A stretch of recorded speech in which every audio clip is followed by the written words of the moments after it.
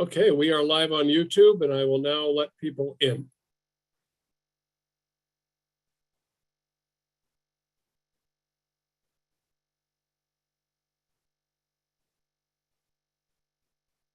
Good evening, everyone. If you're just arriving, this is the Montgomery County Renters Alliance Renter Town Hall. We're just getting started, so we'll wait a couple of minutes to let people in the door. That's how Zoom works. But thank you all for coming and welcome.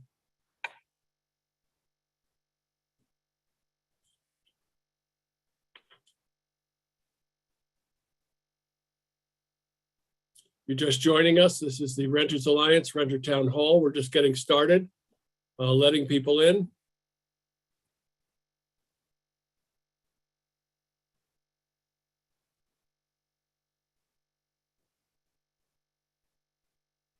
We'll get started in just a couple of minutes, just letting people in the door.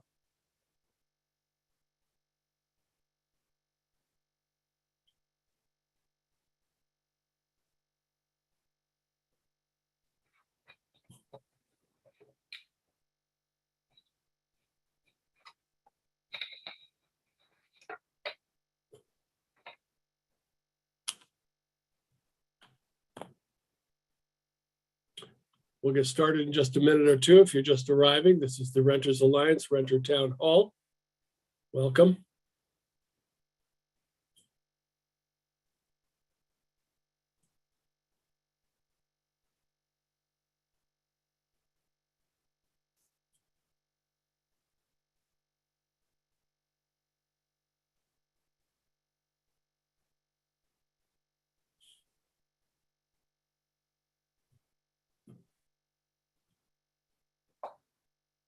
Give it one more minute and then we'll get started.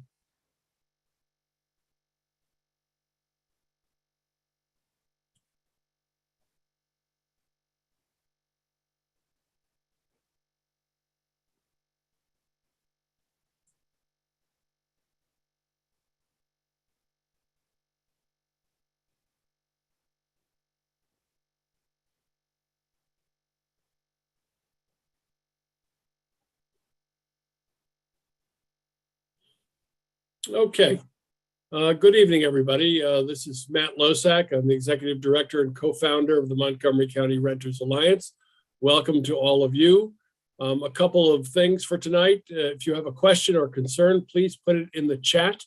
We will try to get to everybody's questions or concerns during the Renter Town Hall. And if we're unable to, then we will follow up later. We will also be putting all kinds of information in the chat about the various municipalities' contact information, and as well as Montgomery County's information and information about specific programs as we go. But again, if you have a question or concern as we're going along, please put it in the chat and we will address it. Let me quickly introduce our panel, who are with us this evening. We have Kevin Roman, the Chief of Neighborhood Services for the City of Gaithersburg. We have Susanna Mamari, who is the Housing Specialist also with the City of Gaithersburg. We have Grace Wiggins, who is and if I get anybody's titles wrong, feel free to interrupt me and correct me. We have Grace Wiggins, who's the Director of Housing and Community Services, I think, for Takoma Park. I'm the Housing Manager for the City of Takoma Park, and everybody welcome. There we go, Grace. And then we have Crystal Gorham, who I believe is the Housing Specialist for the City of Rockville. Housing Program Supervisor for the City. Very good. And then I'll get this one right. And Frank Demaray, the Deputy Director of the Department of Housing and Community Affairs for Montgomery County. We also have Poonam Thukral with Rockville Housing Department. And we have Keen Nichols, who's a supervisor with the Montgomery County Code Enforcement Division. And we have my staff, who is David Mullins, who's up there in Gaithersburg as well, and Pat Beckham. Also joining us. Pat and David handle any number of issues for us, including helping to organize these meetings, dealing with individual tenant concerns and casework, door-to-door outreach to our tenants across the county, but especially these days in high eviction areas. So to open us up, let me introduce the chair of the Renters Alliance Board of Directors and my friend, William Roberts. William. Thanks so much, Matt. And thanks everyone for being with us tonight. Thanks to our guests and the folks who are joining us on the line or in the Zoom room, as it would be. Really looking forward to the discussion tonight and hearing from folks from our municipalities about the work done there to provide safe housing to tenants. And just want to start, of course, with a mention of, I know what is all still top of mind for us, and is certainly top of mind at the Renters Alliance. We know, weeks ago about the really tragic explosion and fire that tore through a section of the Friendly Gardens apartment community in Littonsville. And, we continue to pray for and support those who were injured and all those families that were impacted in a split second, and also really continue to be grateful, for the efforts of our first responders who were there and the aid workers who, have so ably tried to stand in the gap for these families who are really, suffering through, something that is unimaginable, to have your entire life turned upside down there. Such a freak accident that freak incident, that is certainly going to reverberate both for those impacted families, but also the broader community. From an organizational standpoint, the Renters Alliance continues to stand as a partner with the Montgomery Housing Partnership that's coordinating a lot of the donations and assistance for victims. And we've sent out in our newsletter, and we'll continue to note how you can help as a member of our broader community in Montgomery County. I think one of the, I can't remember the dollar amount off the top of my head, but one of the most beautiful things I know from living in Montgomery County is that when tragedy strikes, no matter where it is in the county and no matter who it impacts, we all really do come together and try to go arm in arm with our neighbors. And so I know both in financial and other resources, there's been an outpouring of support for that community. And so we want that to continue, and will continue to be our focus as well. On the policy front, at the Renters Alliance, we're really focused on trying to keep renters abreast of when the next round of when the next information is going to come out about the next round of the COVID rent relief program from the county. We've talked about this a lot in these discussions and in the normal course of our work. That there's a second round that will be opened up, and perhaps Frank will have some more information for us about that tonight. But we know that thankfully, as sort of waters are starting to recede a little bit on COVID, and thank you, Matt, for putting that donation link in the chat for Friendly Gardens. But we know as the waters are starting to recede a bit on COVID, from the public health standpoint, that we're still going to have folks who are going to be feeling the economic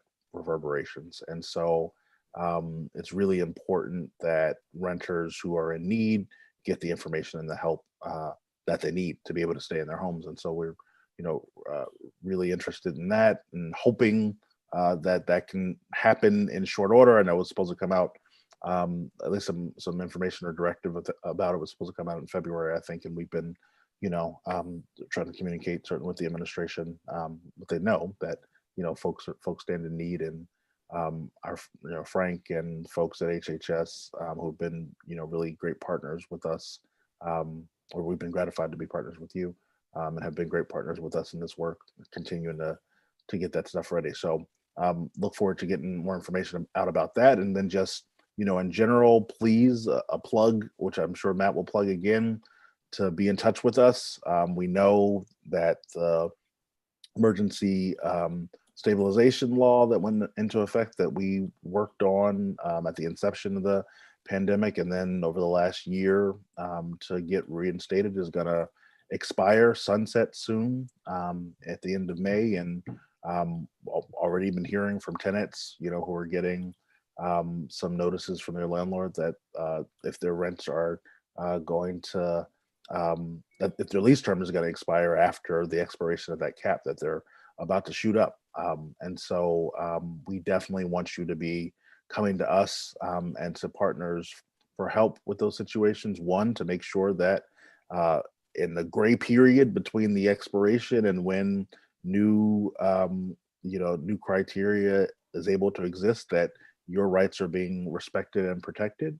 And we will certainly continue to work on the policy front to make sure that the county council and our county government is doing everything possible to be able to help protect folks, keep them stable in their homes, and continue to help protect the stability of communities. And so no shortage of tough work, but that's what we're here for, and really excited to be with you all tonight and to hear from our partners tonight.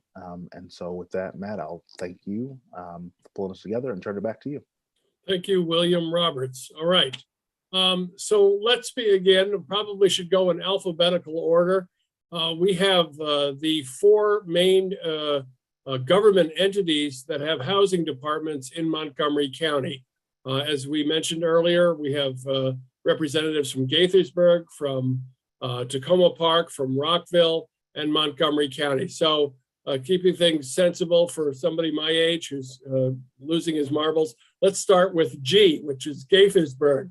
Why don't you all tell us about your work, your department, and your services? Welcome. Thanks. Thanks, Matt, and good evening, everybody. My name is Kevin Roman. I am the Neighborhood Services Division Chief for the City of Gaithersburg. I've held a couple of different roles here in Gaithersburg. I've been here about 33 years. Tonight I'm going to provide a quick snapshot of the services we offer to our city residents.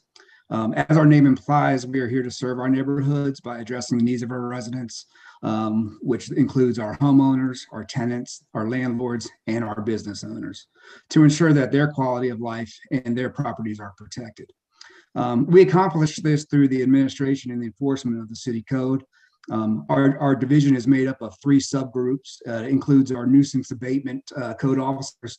They perform property maintenance inspections on our public rights of ways, our commercial properties, and our owner-occupied properties. Some of the things that they cite are probably illegal dumping, overcrowded of owner-occupied residential homes, tall grass and weeds, cable complaints, shopping carts in the right-of-way, those type of nuisance complaints. Secondly, our animal control division is a subdivision of neighborhood services. Our animal services officers perform welfare animal checks to ensure pets are being well cared for and that the basic needs are being maintained. We educate pet owners on responsible pet care and behavior. We also provide services associated with injured or orphaned wildlife. We also license and inspect pet boarding facilities and monitor the activity at the city's dog park.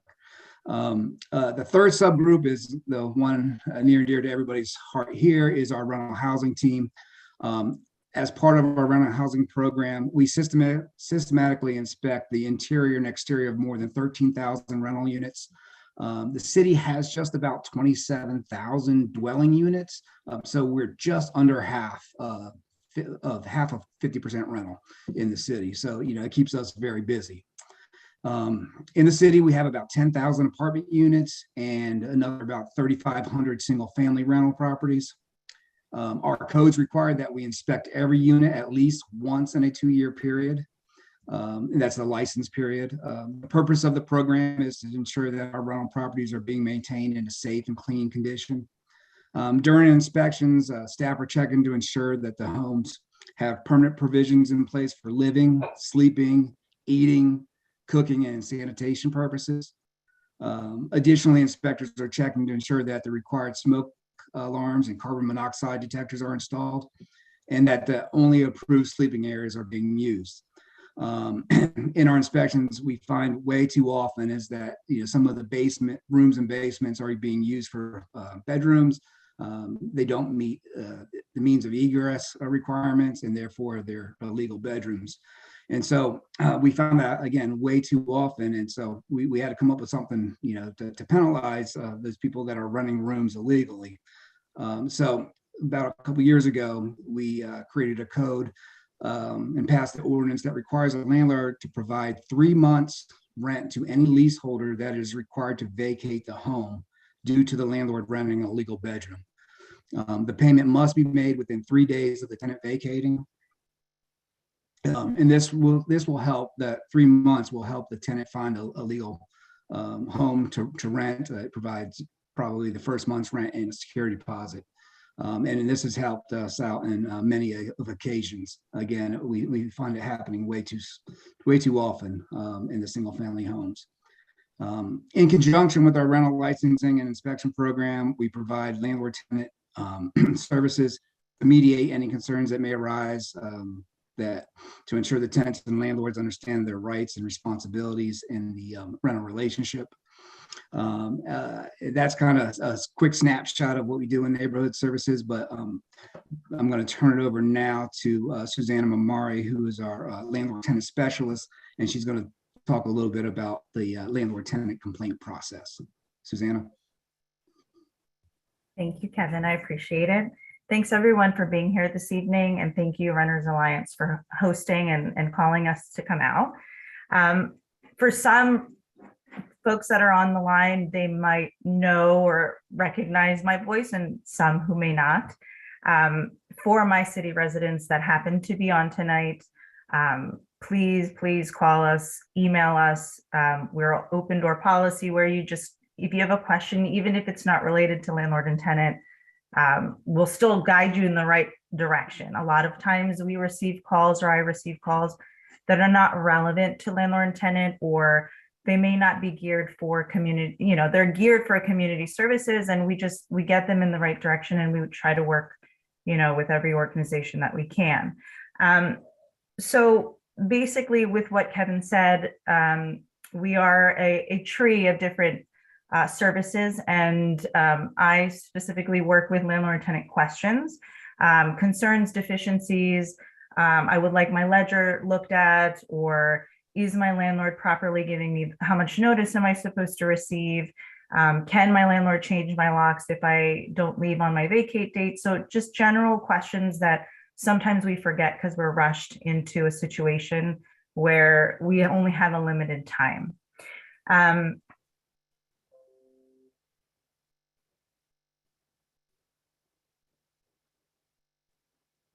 Oh, Susanna, I think your computer froze. Kevin, you may want to come in and rescue. The complaint process and how there she is. She's back. and if, okay. You're back. Okay, sorry. I don't know where I lost everyone. I'm sorry. The complaint process, for some folks, a lot of folks don't know that we are here or that I'm here. And by the time that they do reach me, they're so deep into where they are that, we try to do the best to recover. Please call, please email.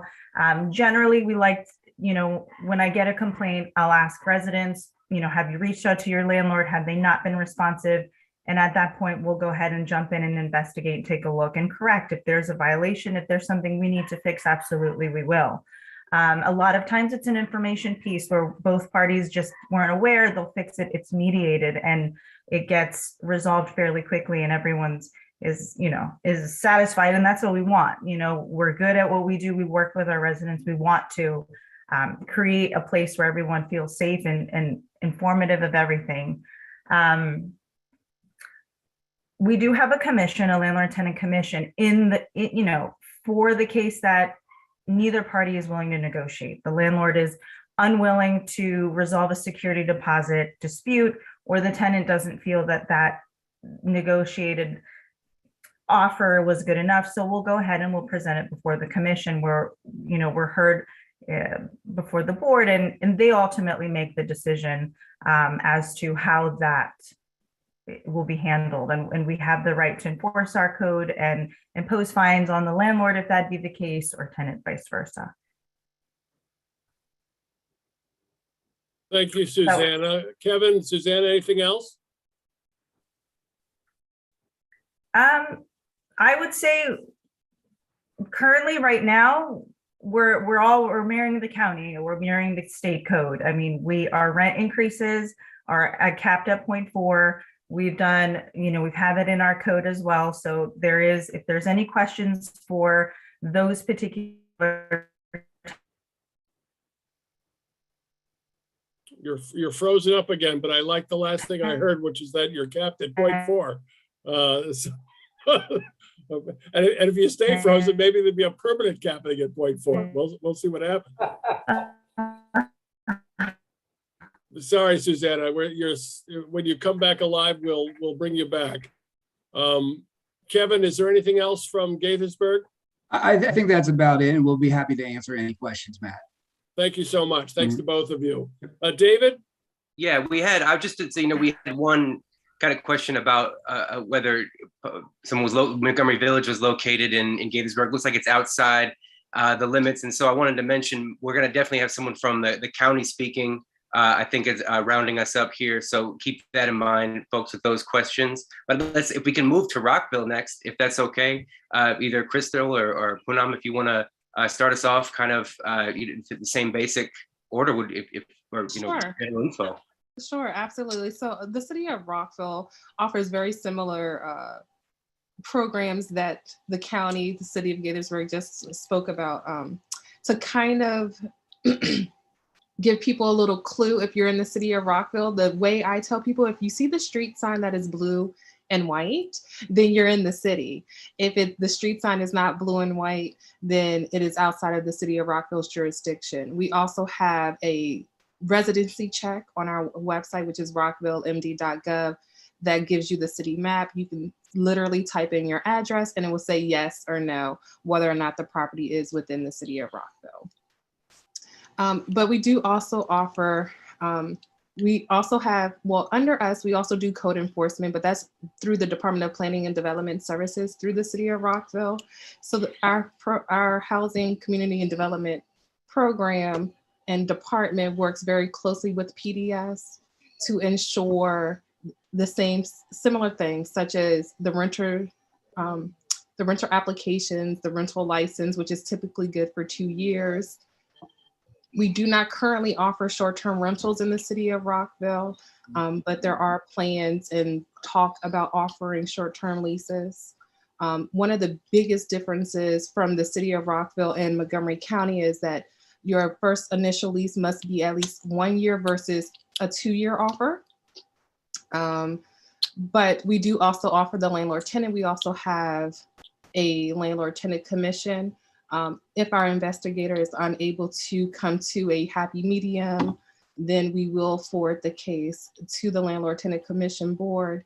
It is a board of 7 who will make the decision in order based off the evidence that is presented, based off the testimony that is provided, and then the chair will approve his decision in order based off what was testified. It is open to the public, it is recorded. We also have what we call the Mpdu Program as well, which stands for Moderate Price Dwelling Units. We have a homeownership program as well as a renters program.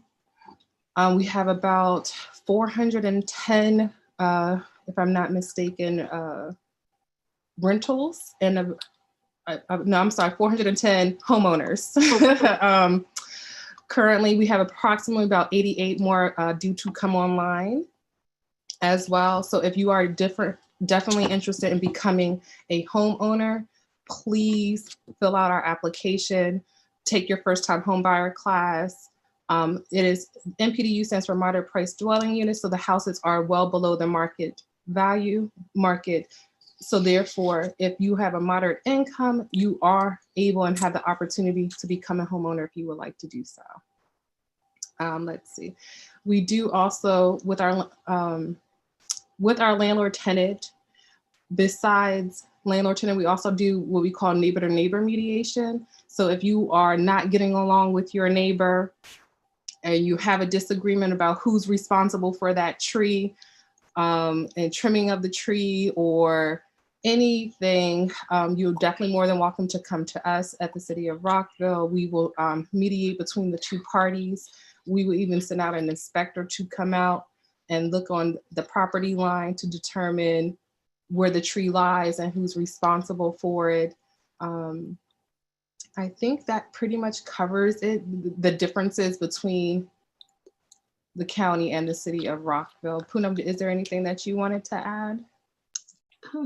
We also have MPDU rental, and we have list of all the apartments, those who take part in our program on our website. And whenever we have any eligibility for rental, and we also post that information on the website. And our website is www.rockvillemd.gov.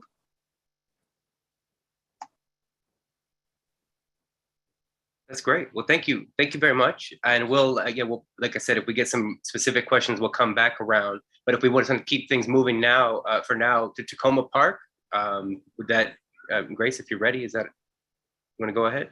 Yeah, thanks, David, and thanks to the Montgomery County Renters Alliance and the work that's being done. I'll start off just by giving people an idea of where Takoma Park is located. The city of Takoma Park is a municipality that sits on the borders of DC and Prince George's County and the unincorporated area known as Silver Spring. But we have real clear and defined lines. We're about 2.4 miles. But the majority of our city is made up of residential housing. Nearly half of our housing is occupied by renters. And we're the only municipality in Montgomery County that has rent stabilization. We've had that for 30 years. It's allowed many of our families to remain close to resources and other transportation, our school systems, a lot of things that they would not have been able to do otherwise. And most of our families are somewhere between 30 to 80% of the area median income. We also have special rules about how rents are calculated. I'm not going to go into detail because I really do want to drill down tonight on eviction prevention. And what I've been sharing with the Renters Alliance and everyone that will listen to my voice is please do not wait to get help around evictions. This is the very worst time in the history of this area in this country for tenants. And so the city of Takoma Park for the past 2 years has been full speed ahead with helping people prevent evictions. We've had separate dollars from our emergency housing reserve, but we've also received some funding from the American Rescue Plan Act, and we're trying to get those dollars out as quickly as we possibly can. We know that everybody's situation is different. And we meet with folks every day that tell us some new way that this COVID vaccine has impacted their lives. The one thing I'll leave you with, and I'll talk a little bit about some of our services after, I just want to remind people that evictions follow tenants. And so whatever efforts that we can pull together to prevent folks from being evicted, those are the efforts that we want to deploy immediately. And I know my colleagues in Gaithersburg and Rockville and Montgomery County's Office of Landlord and Tenant are also working on that front, as well as the Department of Health and Human Services. We've started to see an uptick of folks that have lost their homes and that are in the homeless service line now, and that's not where we want our families to be. So for any tenants that are on the line, or if you have folks that you're working with, please make sure that they reach out to one of our municipalities or the county to see if we can try to help before people get either too far behind or they are evicted. It's a very traumatizing experience. We have a similar service. We have our own licensing program. We have roughly about 3,000 rental units in the city of Takoma Park. We also have a commission on landlord and tenant affair. My colleagues talked a little bit about that. They're in every jurisdiction represented here, including the county. And that is a quasi-judicial body that is authorized to resolve disputes involving defective tenancies, as well as return of security deposits. And we've seen an uptick in cases and disputes regarding the return of security deposits. These systems were set up in our municipalities and in the county to avoid folks having to go to the court system. That way you don't have to pay, the hearings are in the evening, and you can work on an amicable resolution with either your landlord or the property management company. We strongly, strongly encourage you to take advantage of our COLTIS system here in the city of Takoma Park, as well as in the municipalities that are represented here tonight. Our housing inspection is done through or performed through Keen's office, and he'll talk a little bit about that. We have a contract, and the other thing I will emphasize tonight for tenants that it doesn't matter where you're from, do not suffer in silence. If you are experiencing a problem, a habitability related issue where your landlord is not making repairs, first notify the landlord and then contact the appropriate agency or entity that handles the inspection process. There's no value in waiting. I was working with a tenant this week who had a live animal in her home. She has no idea what that looked like. And she said, but I'm afraid that I'm going to be evicted if I tell my landlord. And I explained to her that that is not the right approach. We've got to bring these issues to light so that the appropriate authorities can address the issues that are impacting health and safety in our rental housing. This is I guess, been the most we've seen in terms of tenants remaining in place. We have almost a 0 vacancy rate. I think folks are in the process now of trying to figure out what the next steps are with this virus. And so a lot of folks aren't moving during this time. And so if you're a tenant looking for new housing, I would recommend, especially if you're trying to come to Takoma Park, you should probably start looking in May, June, and July. Right now, a lot of our families are in place, and we want to make sure that, number one, when people are coming into our city, they know that we also have a prohibition on increases. We have a rent stabilization allowance that is announced in April. So we don't follow the voluntary rent guidelines that the county follows. So be careful. If you have questions about increases, please call our office. We'll make sure that we put that information in the chat for you tonight. We also have a 1-year lease requirement. So if you're a brand new tenant, the landlord is only required to give you a 1-year lease at the commencement of the tenancy. And more importantly, you're entitled to a renewal after the first year. Many folks don't remember that, or they don't read their leases. And in the city of Takoma Park, you're entitled to get a renewal if you provide a 60-day notice prior to the end of your existing lease. I know that folks are really excited about moving into apartments, but I also want to remind you, in the city of Takoma Park, we have a model lease that is online. It's not the G-Car lease, and it's not the Montgomery County lease, and it has very specific terms that align very well with our code. So I want to make sure that if you have time to review your lease, that you have the right lease, so that you're agreeing to the right terms. Matt, that's all I have for now, but we'll put information. I don't believe that, Grace. I cannot believe that's all you have. That's all I have, because we all do primarily the same thing. My final thought is there is no wrong door approach. We work closely together across jurisdictions and with the county. And if you end up in the wrong place, you will be directed to the right place, to the right professionals. And please take the time to talk to housing professionals. This has been a season of people getting advice from people who may not be housing professionals. Housing is the most important, it's the most important piece of your life. And without housing, nothing else works. And so we want to make sure that we're preserving as many tenants as we can during this very difficult time. And I just want to echo what Chair Roberts mentioned about the families that are struggling at the Friendly Garden Apartments.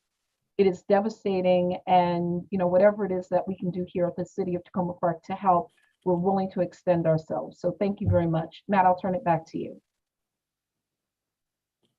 Okay, want to take a print screen there. Good, everybody. I knew that you had something else to say, and it was important. Thank you. Before we get to the Montgomery County, I just want to catch up on a couple of things and remind everybody who's listening. We have information in the chat of contact information for the city of Gaithersburg, the city of Rockville, the city of Takoma Park, and we will get to Montgomery County shortly. Please understand the differences between these municipalities and get in touch with them if you live in these municipalities and need housing assistance. So we've got the information in the chat. A quick question. Kevin Roman provided demographic information about housing units in Gaithersburg, which is extremely valuable for us. We're kind of taking a tally here. In Rockville, how many if you can tell us, Crystal, how many rental units do you have? Are you able to say how many are apartments and how many are single family homes? I don't have how many are separate townhomes and apartments, but we have a little over 12,000 units in the city of Rockville that are rented out. It's a mixture of multifamily, single family, and things of that sort. I can probably get that to you later. Well, just for the sake of people who are listening, so far in Gaithersburg and Rockville, we're talking about 25 to 30,000 units, which is a whole lot more if you're talking about people and families. So, you know, it's very important that we know where the services are for all of these thousands of people. And Grace, what are the numbers in Takoma Park if you have them? Yeah, so we have roughly 3,000 units, give or take, of rental units in the city of Takoma Park. And again, everything is affordable. Most of our units are rent stabilized, but we also have low-income housing tax credit units, as well as scattered site and project-based Section 8 units. Right. And another question came up. Does every municipality, and Frank Demaray, if you need to weigh in on this, please do. Does every municipality have an individual or distinct licensing program for rental housing? Does Rockville, Takoma Park, Gaithersburg, and Montgomery County license separately? Yes, the city of Rockville is licensed separately than the county. Okay, wow. That's a lot of licensing going on. Okay, with that then, please, it's my pleasure to introduce the Deputy Director of Montgomery County's Department of Housing and Community Affairs, Mr. Frank Demaray. Frank? Yeah, good evening and thank you. And it's very good that we have all of our municipalities talking about how we work kind of across the county. But that last point, which is where a unit is licensed, where it's resided, may not be the mailing address of the property that governs that, but if you're licensed in one of the municipalities, you're not licensed by the county, and then the county code and some of the laws don't apply. So the things we'll touch on here and talk to are related to the county, which is the vast majority of the county, but there are differences. The good part of that is you have extra resources to support you, the people that are on the call tonight and their teams. So again, first, thank you very much for everybody that's attending. I always like to ask and really charge everybody listening that as you're learning something, hopefully you find some information that you didn't know. Please share that. We're trying to reach in the county, we got about 130,000 total rental units, and it's very hard to reach. We have on this call tonight 50 or so tenants, but hopefully each of you know 10 people that you can tell some of the information that we're sharing with you. So please share. Department of Housing Community Affairs operates the Landlord-Tenant Office, which protects tenants' rights and landlord rights and mediates and clarifies and enforces those. We have our housing code enforcement, which works with the landlords and the tenants to understand housing codes, make sure that they're followed. Keen Nichols with us is going to speak to the code. And the county has a broad range of additional services that we support and provide, particularly through the Department of Health and Human Services, which is the division that administers our rent relief program. I'm going to start with that, give you an update there, and then we'll talk about the services that the Department of Housing and Community Affairs supports. And Keen will kick that off on the housing code side. As mentioned earlier, the COVID rent relief, and this is our rent assistance for past due rent. We've distributed in the county about 72 million of rent assistance since the beginning of COVID, which is, it was literally 2 years ago this week when a lot of our businesses, offices, et cetera, started shutting down. So over the last 2 years, the state of emergency was declared on March 5th, 2020. The county has utilized significant local, state, and a lot of federal resources to support residents, businesses, and a very large part of that's gone to tenant rent relief. The phase 3 of that, the applications were through the end of December. Those funds are still being distributed. If anyone has an outstanding application that has not been denied, to please stay connected to your case manager to let your landlord know it's still in process. You can check status on the portal where you did the application. The status report will continue to be updated. And you can contact your case manager at HSS, which stands for Housing Stabilization Services, at Montgomery County MD.gov. That's a general email address for anyone that has an application in process that's not been paid. And they have another 1,000 or so that are in process to be paid. The next round of funds, the details are not available yet. The fundamentals will be announced, we hope, within a few weeks. The portal, the ability to apply will open up hopefully in about a month. Working to update the website. This is new pool of federal money. It's different than the last pool of federal money. A couple of changes had to be made, program details based on the source of the funds. So that's going through and working as hard as we can to both process and pay out the existing applications, but also to get ready for the next ones. We will have at least $40 million of rental assistance money in this next phase. In the last phase, and most of 2021, we were paying out about 59 million. It was about 20 million in 2020. So this 40 million is a very substantial amount. It will be for rent arrears. It will be targeted at about the same income levels as the last pool of funds. That addresses two-person household income up to about $54,000 and four-person household income up to about $65,000 total household income. And the one thing that folks can do to get ready for this, at the county's websites, you can find a place to do what's called an inquiry, which is really to register your interest and to express to the county that you would like to get an update when the information's available. I just put in the chat for those who can access it, some web links to the county's renter support page, as well as the application and inquiry page for this program, which is actually mc311.com/, that's the rightward leaning / rent relief.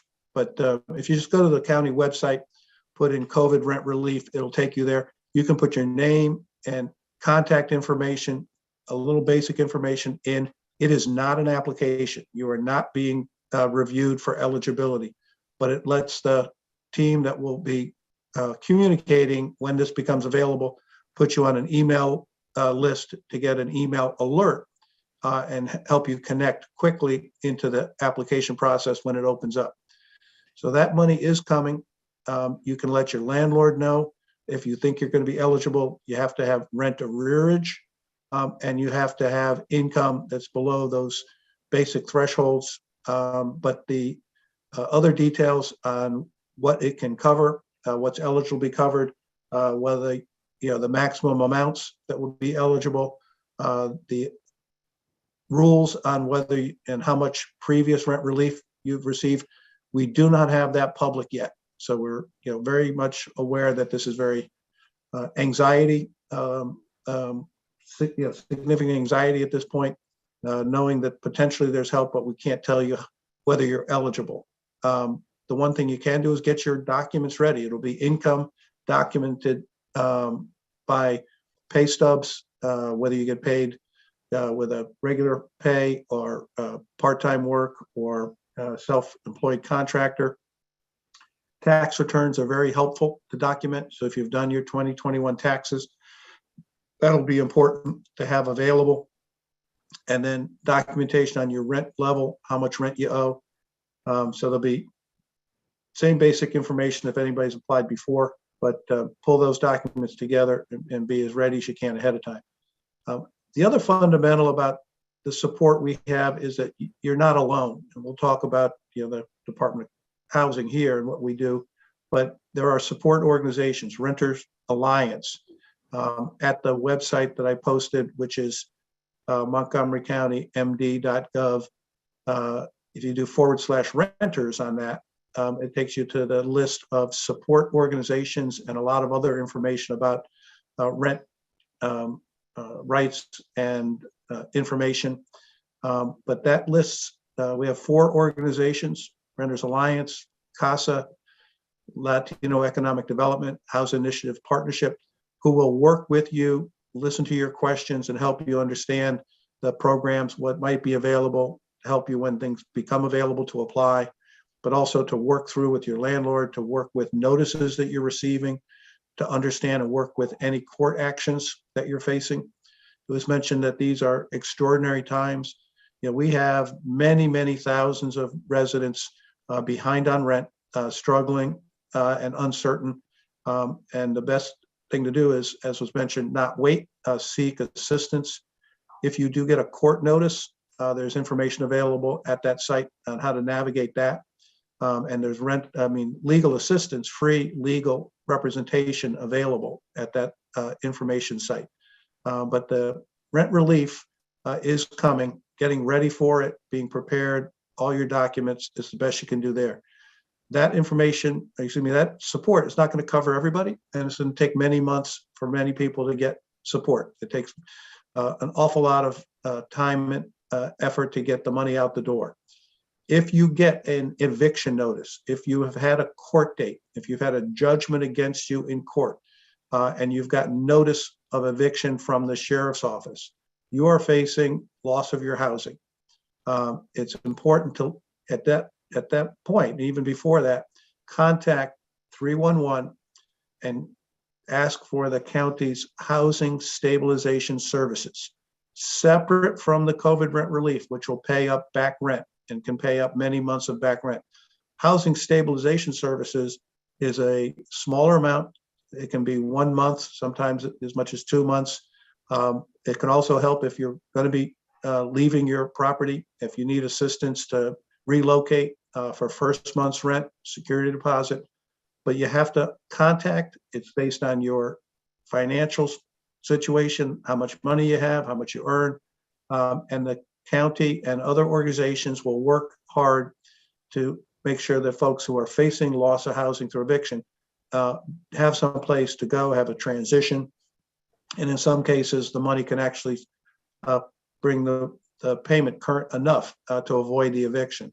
So you don't have to wait for the COVID rent relief for any help, but it is targeted to those that are facing loss of their housing in a short term. So it's not there to pay past due rent, but if you had court action against you and you're facing the loss of housing, the county's committed to keeping people housed.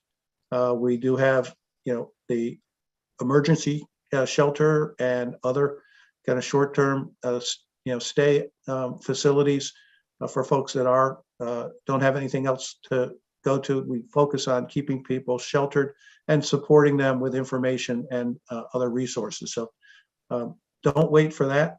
Call 311. That's the main county resource line. It's 240-777-0311, or most phones you dial 311.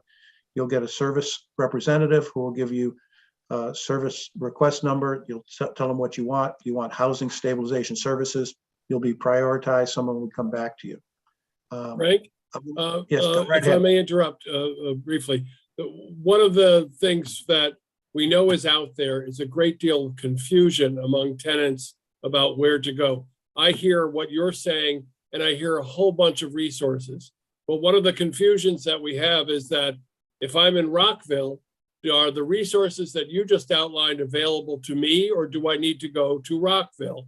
And the same thing, if we could just get a brief couple of minutes from each of you all on which COVID rent relief programs are available in your respective municipalities. And does that mean that if you apply to Montgomery County, does Rockville have rental assistance that I can also apply to? How does that work of and between each of you? Grace, maybe you can start first and then we'll go back around. Thanks, Matt. So we are, and I want to be very, very clear, and I didn't mention this earlier, we are helping anybody who has fallen behind in rent. We evaluate everyone individually because things have changed since the beginning of COVID. It may not be that you lost your job. It may be that you've had reduced hours, or you've had a change in jobs, or you've been sick and you didn't get paid when you weren't working. So if you have any kind of threat of eviction or delinquency, we will work with you. So it does not have to be COVID related. And while the county is trying to work on the next round of COVID-19 rent relief, we've seen even more people. Our pattern is, and our practice has been, if there is a COVID-19 rent relief program in place by the Department of Health and Human Services, we will send you there first. They have more money and more resources and more ability to assist people. If there's a leftover balance, we will cover that, residual balance. But during this period of time where there hasn't been a program in place, we've met with and worked with everybody. I mean, we're very serious, as the other jurisdictions are as well. We are very serious about preventing people from getting to the filing. And Matt, I just want to highlight this again. Evictions follow tenants. So I said that earlier. I don't want anyone to even have a case filed against them, because that is something that a landlord or tenant registry can pick up. It's something that someone can search for, and it could impact a tenant's ability to get future housing. So we like to be proactive. We want to work with our property owners ahead of time so that we can resolve it before they go to the courts.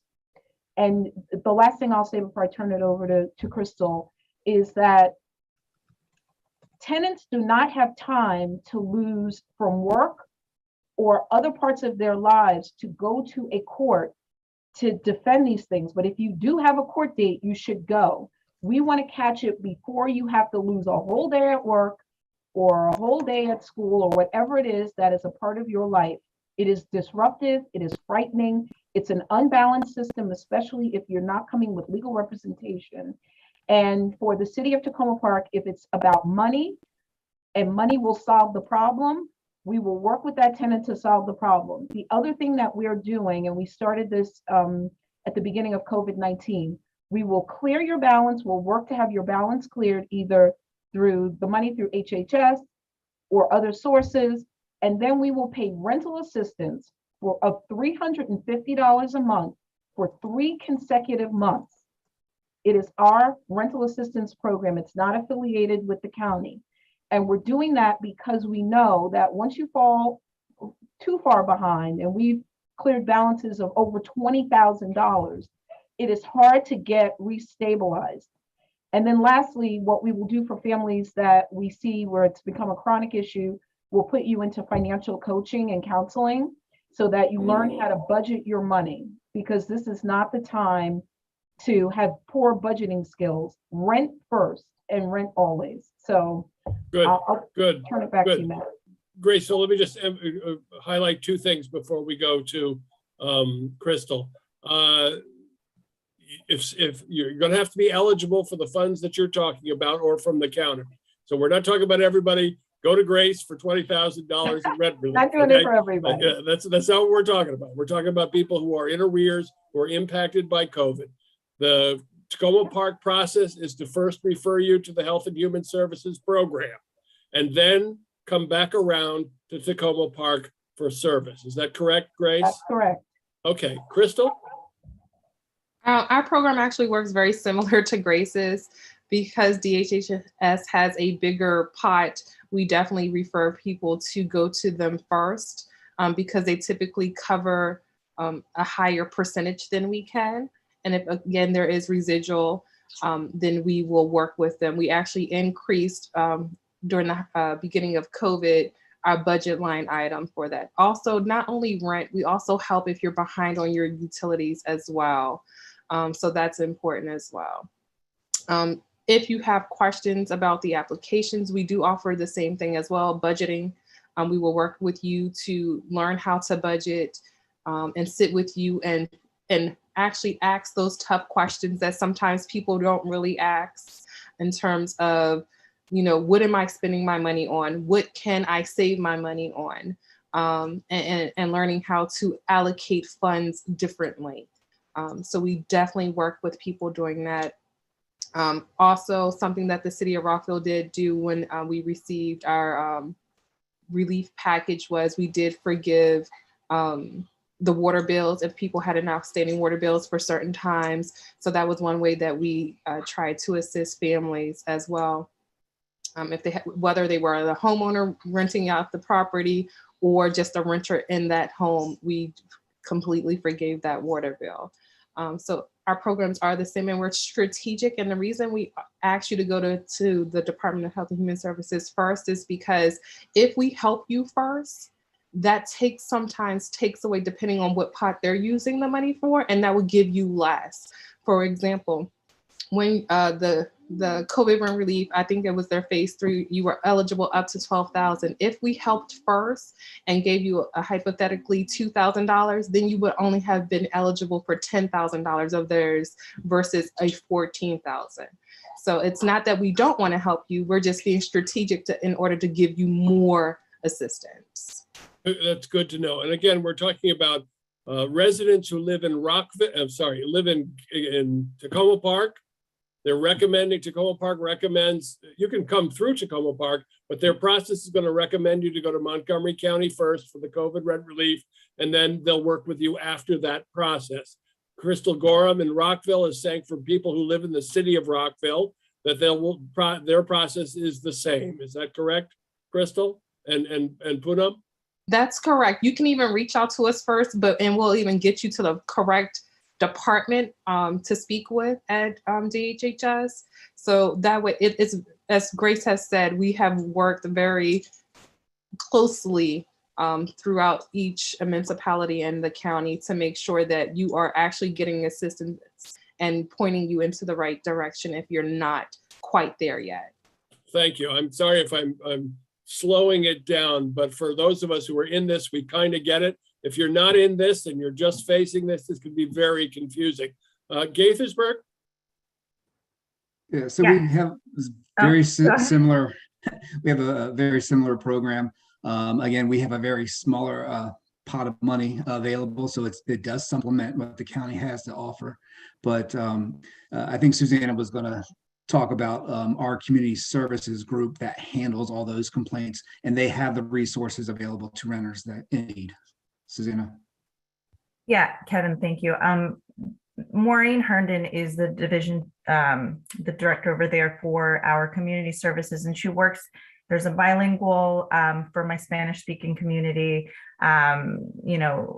Spanish and English is both spoken, it doesn't matter. If we have questions, any residents who have questions or need assistance navigating the services either for the county or for City of Gaithersburg, nonprofit partners, or any rental, community services where is your spot. They have financial counseling. They also do a lot of with the free income tax services, and food services, vocational services, health, mental health. All of community services is basically saying a lot of services, but they are the tree of all the help that we can help our residents get to when they first contact the city and say, hey, Susanna, I have questions. I need to find out what is my status for the rent relief program. I have a case number. I don't have a caseworker. I've been kind of sitting in limbo. What do I do? So I can't really tell you because I don't have access to the portal, but community services can work with a caseworker and touch base and see where you are. We encourage, or community services also encourages that renters first apply with DHCA to just get into the queue. And then whatever is covered by Montgomery County, if there is funding for us, which we do have, that to take the back end, I guess, if you will, they'll bite the first chunk and then we'll help out in the back end. We do have the funds for that. So it's a combination of county and city funding to help residents pay back any arrearage that they do have. And we're talking about now also, again, the city of Gaithersburg. So That's again, correct. Rockville, Takoma Park, Gaithersburg, 3 independent municipalities with services independent from Montgomery County for housing assistance. So we all work in collaboration. Frank Desmarais, was there anything else you'd like to add from what you were saying? Just to clarify what was just being said, which is that the county's support, our COVID rent relief, is eligible for all county residents. And, we want to maximize everybody's benefits, and what you just heard is, there may be additional resources available, but everything we're talking about, especially the housing stabilization services to avoid eviction and loss of housing, together when we have the COVID rent relief, is available. Those fundings are available countywide. Great. So, and we'll get to the Montgomery County services after this, but David Mullins, you've been tracking questions and concerns in the chat. Can you direct them to all of us or to the individual municipalities as required? Yeah, I've got a couple. Well, one clarification I think I can make, which is we had one question about whether the rent relief programs we're discussing now are only for people who live in income-based lower income units, or if the open market units can apply. And so I correct me if I'm wrong, but my understanding is that all the city and the county rent relief we're talking about is a separate, there's an income requirement often, but that's a separate determination wherever you're living. If you have to have a certain income to rent there, or if it's open market, I think you can contact the county or the municipality that you're thinking of about that program. So quick clarification. And then, yeah, it's one question about what happens after May 15th on rent increases. And then another question about if you receive a notice to vacate, whether someone's should wait to vacate. I think it's a question about, the rights to a court process, or if, needing to vacate at that time, if anyone wants to take that. Don't all jump at once. You all know the answers. I'll take it. So honestly, it depends, right? So a notice to vacate means that the landlord just does not plan to renew your lease, or for whatever reason, they want you to vacate the premises. So I say plan to vacate the premises because it's not necessarily tied to your outstanding balance. It's 2 separate actions, whether he's suing you for failure to pay rent or provided you a notice to vacate the premises.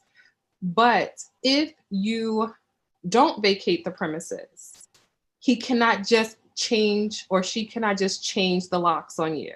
It is a court process to have you to legally vacate the premises. So if you don't, they can't just come and change the locks. They must take you for something called tenant holding over, which means they gave you a notice to vacate the premises. You did not vacate the premises, and therefore he's asking the court to give him back judgment of the premises. So it's two different things. Rent and notice to vacate are 2 different actions. And let me also add about the notices to vacate. There are different types of notices to vacate. Correct. It could be a notice to vacate at the end of your lease, meaning we're not going to renew your lease. That goes to the tenant holding over that Crystal is talking about. But it could also be, I just want you out because you haven't paid your rent. Okay. And I want you out in 3 days. Those threats can happen all the time, but they have no force of law without going through a court process, as Crystal points out. So that could be for any reason. It could be because you've got a barking dog and they want you out. It could be because you haven't paid your rent and they want you out. And some of these things can be disputed. And if you have a lease that goes on many more months than the days that they want you out, then you might be able to fight it. By the way, that's one of the reasons why there is a renters alliance. One of the reasons why there is a county and Gaithersburg, Rockville, and Takoma Park housing departments to help you through these difficulties and give you guidance, and hopefully in some cases enforce your rights. So that's one question. David, others? Matt, can I jump in before Yes, you move please. to the next question? I just want to highlight what Crystal's already said, and add to that. Talk to a housing professional You will not know necessarily what the impact of that letter will be unless you've had a chance to talk to a housing professional. Don't guess about it. And don't become unreasonably anxious not knowing what that notice means. Make sure, and this is like a basic, keep your lease, keep your rent receipts, and keep any and all letters that you receive from your landlord. When you talk to a housing professional, they're going to want to see that letter or other correspondence, and it's difficult for you to remember what that letter said, or what you received, or the date you received it, if you don't keep all your documents. It's the most important thing that you can do. Keep all of your documents. Talk to a professional. Don't guess about it. And don't wait. And if I can piggyback again on what Grace just said, keep the receipt that you obtained from the landlord. Make sure that an agent has signed off on the receipt. I've been seeing lately a lot of money orders, and it costs money to track a money order to verify that that landlord is the one that actually received that money. So get a receipt from the landlord, even if you're paying with a money order, or even a cashier's check is a little easier, but get a receipt from the owner or an agent. Thank you. We're in four-part harmony around here. Okay, David, next question. Does the 311 service, will that route someone eventually to their city, to the various cities, or is that going to be only county specific if someone calls 311?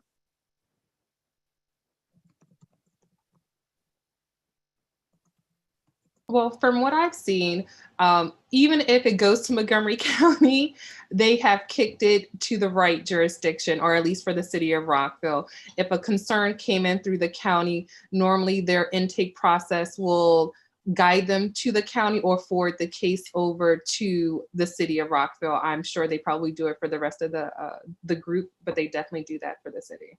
Frank, is that systemic, or is that? That's structural, which is when a call comes in, and it's very important to identify, the details of your call and also your address.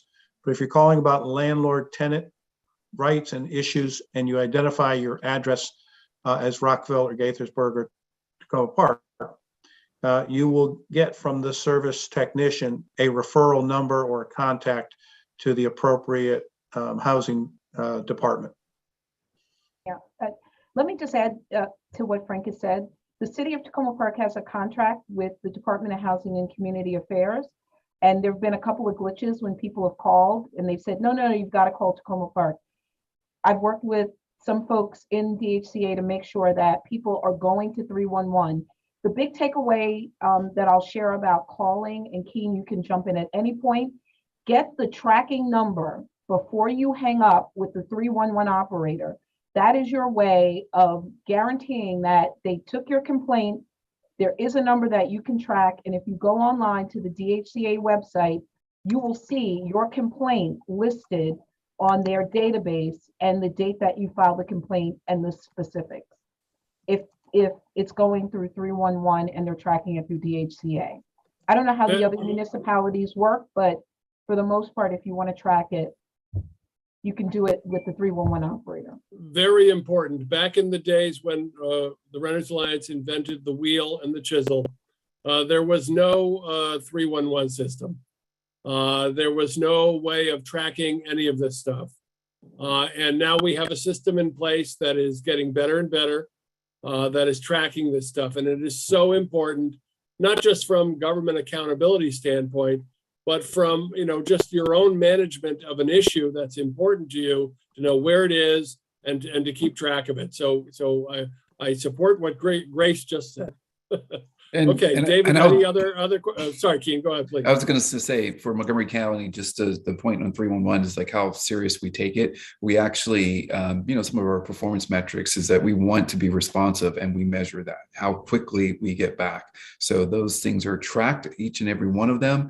Believe me, even as a program manager here, like if there's something that comes across my desk, our admin staffs, for any of our staff will say like, hey, this needs to be responded to if it goes, close to that date when we're supposed to get back by. So the point is like, utilize a system. It's actually faster, even if you know a contact within, like, say, for instance, code, it's going to get tracked more efficiently, and someone's going to make sure that they follow up. Thank you. David, is there another question? I'm not sure if the one from earlier got touched on or not. If y'all want the and what happens after May 15th as far as rent increases go? Did that get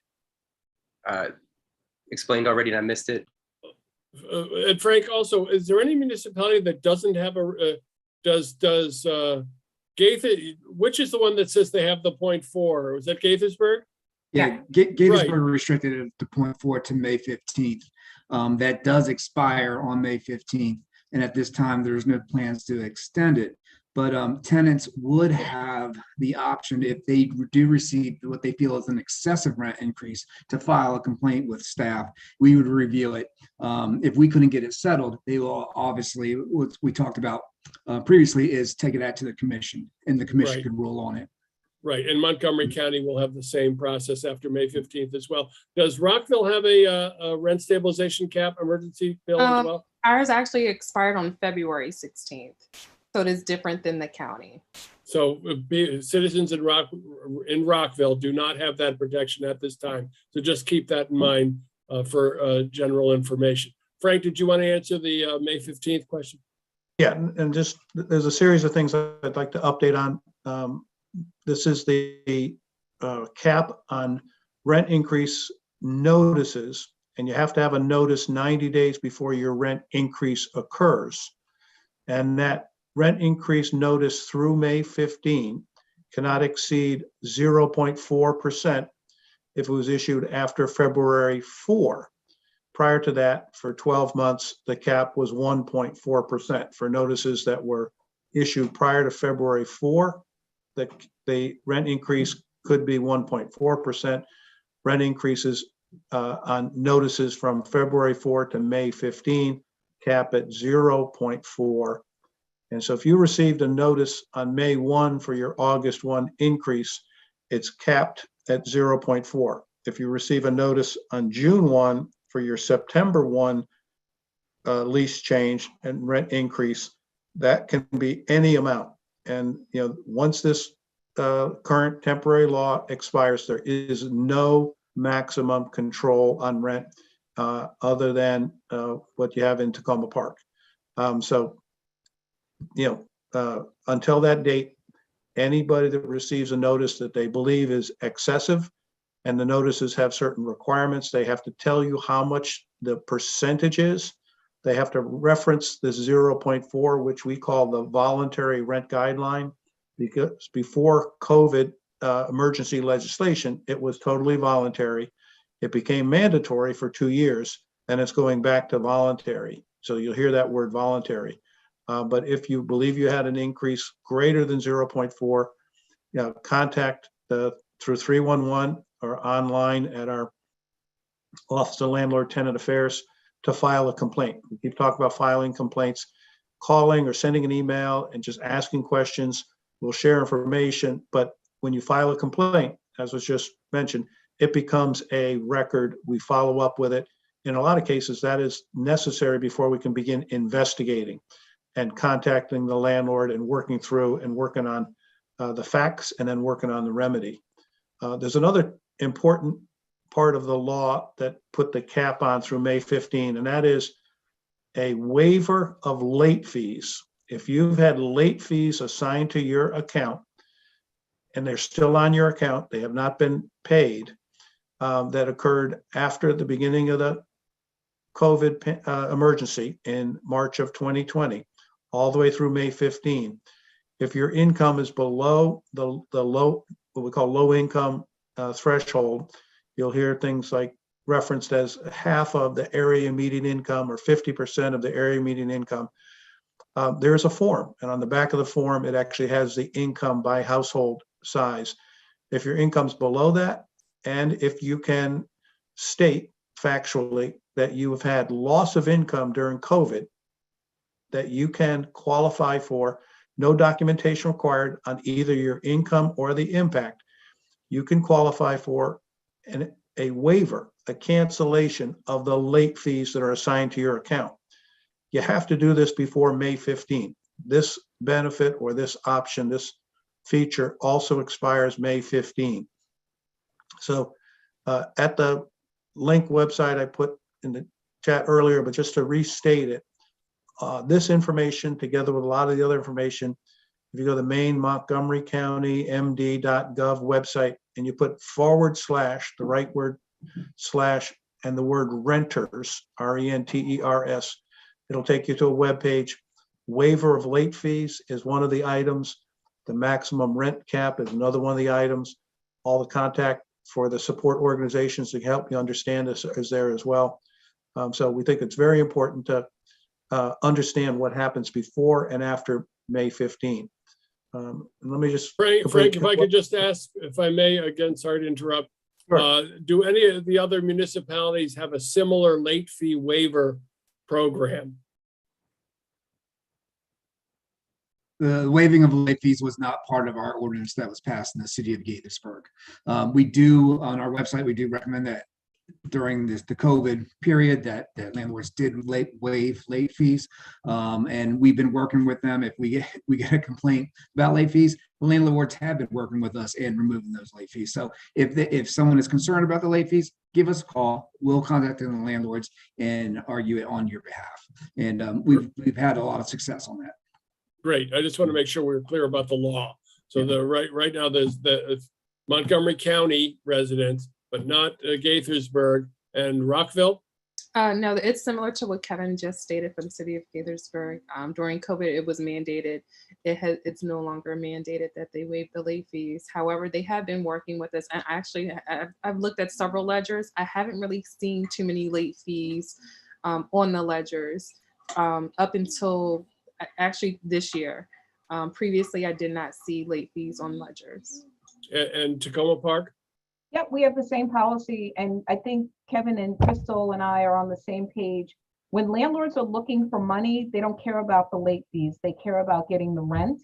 And so they've really been cooperative and have taken off a lot of fees that they would have otherwise been entitled to get the tenant paid down, to get the balance resolved.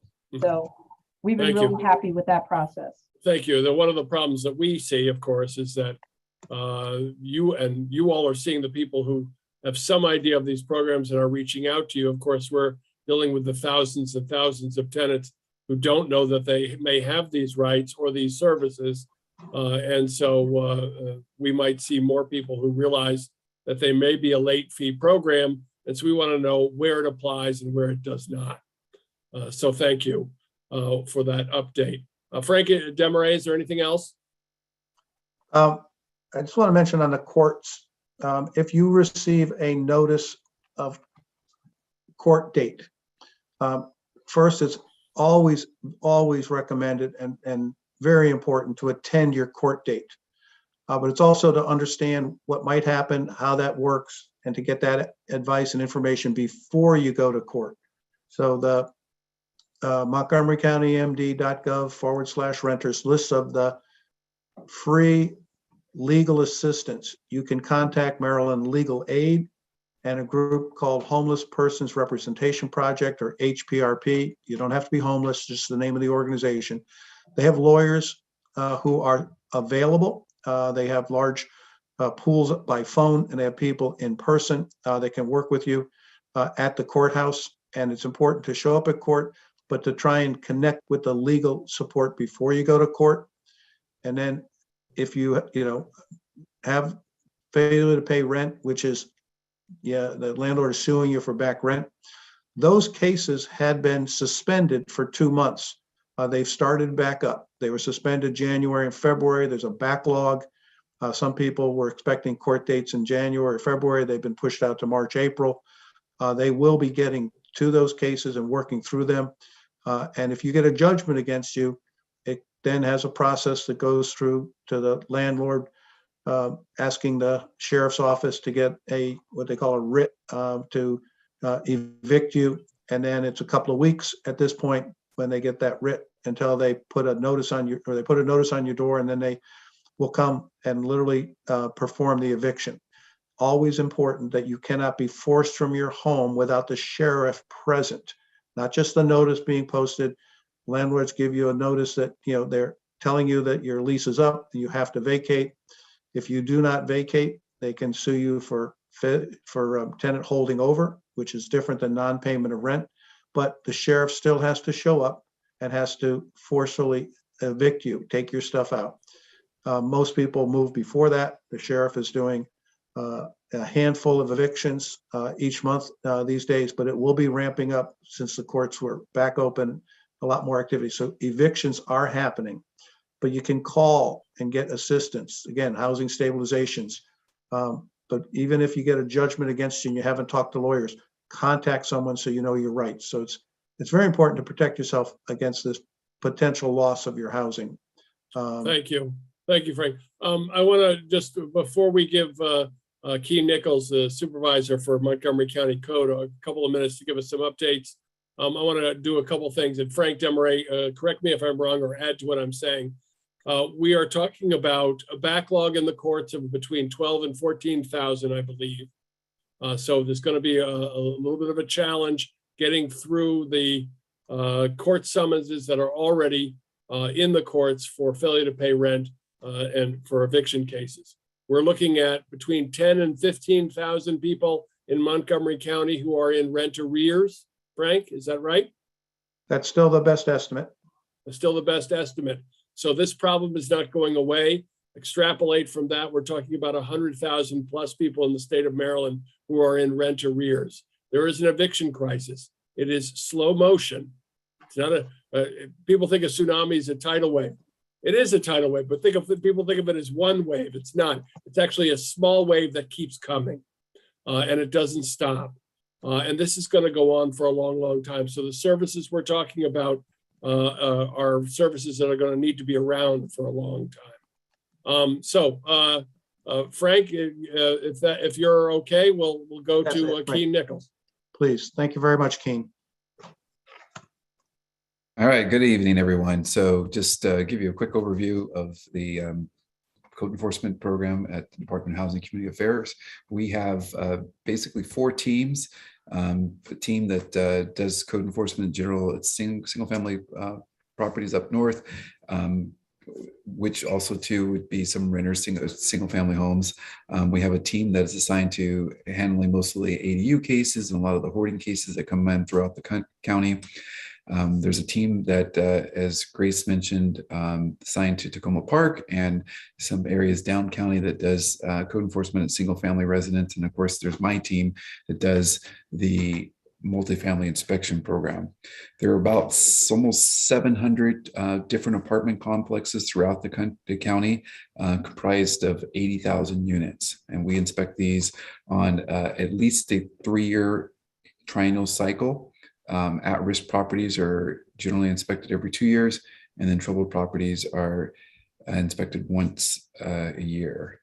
And typically the things that we're looking for, actually I could say right now that the top 10 things that we see in multifamily properties as we go through our inspections are issues with the walls, maybe paint holes in the walls, problems with the doors, issues with the tub shower, smoke alarms that aren't working, windows that might not be working, stove, oven, or other appliance that's not working, electrical issues, and issues with the plumbing, infestation, and the flooring. So that's pretty much like the what we typically would, when we go in, we do our mandated inspections, the type of things that we are finding.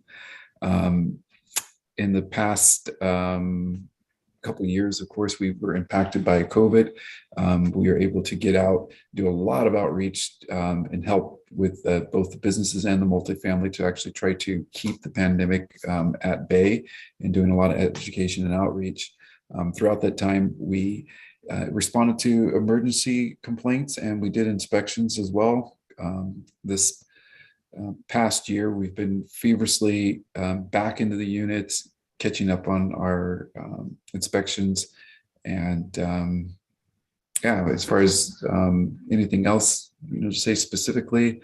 I can't think of anything right now other than the fact that we are in the process of going through our troubled property notification here shortly, and letting property owners know which ones are troubled, and of course requiring them to submit corrective action plans for how they're going to come off the troubled property list. So, and if we're fortunate enough to see this COVID thing link, you'll be back in the individual units. Oh yeah, and you know, we've been back for some time now. In fact, to date, we had a goal of inspecting 11,000 units or 10,500 units for FY22. We're about 6,500 units, almost 7,000 units in. So we're tracking really well. We're making our inspections, and yeah, that's about it. So again, with the theme of this evening, Keen Nichols is the supervisor for code enforcement for Montgomery County. Montgomery County also does the code enforcement work for Takoma Park, but for Gaithersburg and for Rockville, you all have your own code enforcement programs. Is that correct? Correct. Right. So I want to make sure that people who are listening understand it's complicated. It took me a long time to know the differences, but we have 3 municipalities, Gaithersburg, Rockville, and Takoma Park. They each have individual services. Some of the services that they offer are similar to one another, but some are different depending on the laws that govern each of the different municipalities. We talked about COVID rent relief programming.